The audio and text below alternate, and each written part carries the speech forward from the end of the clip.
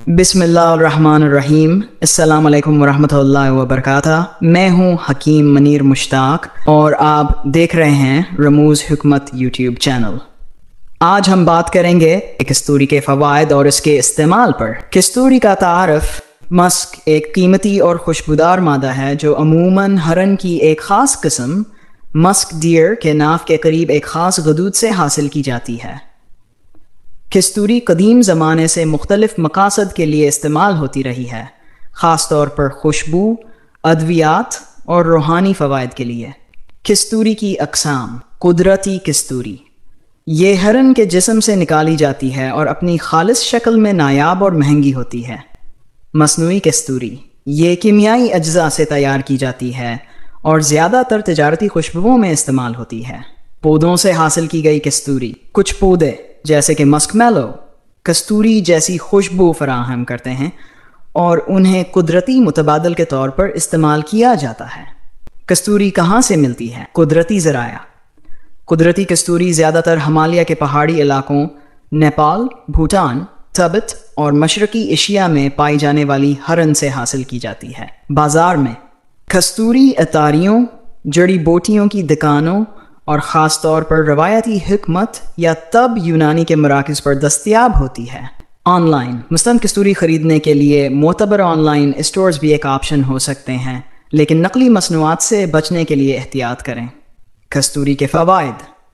खुशबू के तौर पर इस्तेमाल अतर और बखूर में, दिल को ताकत देने वाली रवायती अद्वियात में, ज़हनी सुकून और रूहानी फ़वाइद के लिए, ख़ास अमराज के इलाज के लिए तब यूनानी में।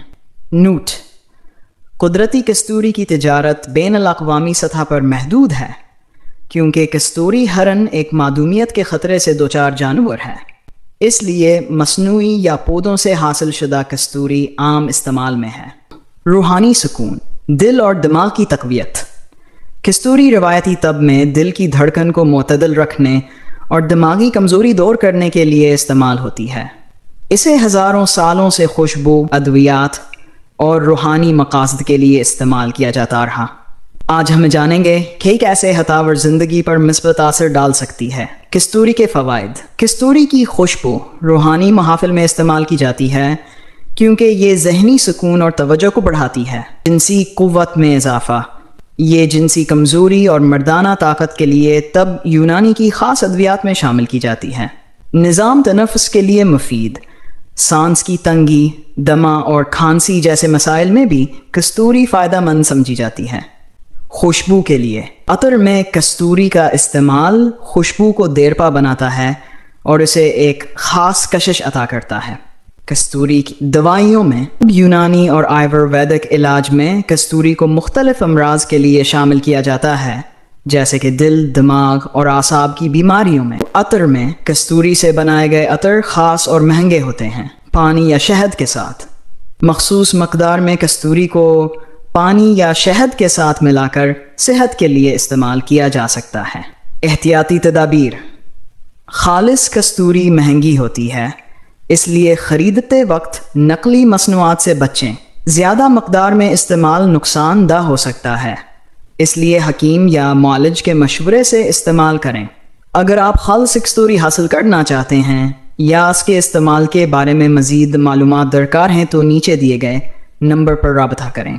दुआ करें कि अल्लाह हमें सेहतमंद और खुशहाल ज़िंदगी अता फरमाए। इंशाअल्लाह अज़्ज़वजल हमारी आने वाली वीडियो दाढ़ के दर्द के असबाब, वजूहात और इसके इलाज के मौजू पर होगी। इस वीडियो में हम तफसील से बताएंगे कि दाढ़ के दर्द की बुनियादी वजूहात क्या हैं, ये किन मसाइल के निशानदेही करता है और इसके घरेलू और तब्बी इलाज कौन से मुअस्सर हो सकते हैं।